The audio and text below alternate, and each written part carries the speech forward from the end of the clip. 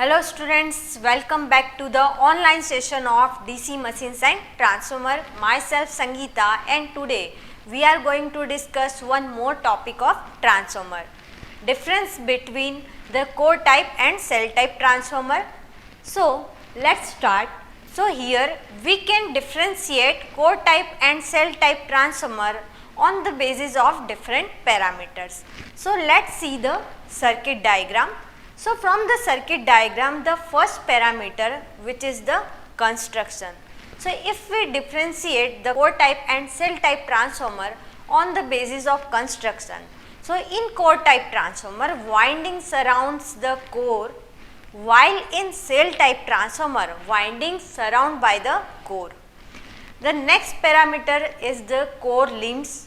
The core consists of two limbs in a single phase transformer, while in cell type transformer, the core consists of three limbs in a single phase transformer. The next parameter is on the basis of lamination shape. So in core type transformer, L shape laminations are used when we design the transformer, while in cell type transformer, E or I shape laminations is used. The next parameter is the cross sectional area. So the cross section may be square, cruciform and three-stepped in core type transformer as shown in figure. Cross section is rectangular in the cell type transformer. The next parameter is the copper requirement. In core type transformer, it requires the more copper for the windings, while in cell type transformer, it requires less copper for the winding insulation. The next parameter is insulation requirement. In core type transformer, it requires less insulation, while in cell type transformer, it requires the more insulation. Next is the cooling system. So in core type transformer, it is easy to provide the natural cooling system like air for the winding. In cell type transformer, we can't easily provide the natural cooling system for winding. The next parameter is the mechanical strength. So the mechanical strength of the core type transformer is low as compared to the cell type transformer, because the cell type transformer has a bracings. The next parameter is the maintenance. So in core type transformer, it requires less maintenance, while in cell type transformer, it requires more maintenance as compared to the core type transformer. The next parameter is the repair. So in core type transformer, it is easy to repair.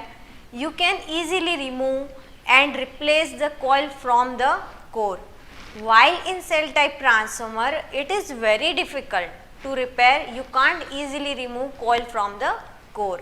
The next parameter is the power output. Output is less because of more losses, so less efficiency in core type transformer, while in cell type transformer, output is high because of less losses, so efficiency is also high in cell type transformer. If we talk about the power efficiency, so in core type transformer has a low power efficiency due to the less output power and high leakage flux, while in cell type transformer has a high power efficiency due to the high output and low leakage flux. Next parameter is the heat dissipation. So better heat dissipation from the windings in core type transformer, while in cell type transformers, windings are surrounded by the, so heat dissipation is not easy. The next parameter is the application. So core type transformers are used for high voltage applications like power transformer, auto transformer,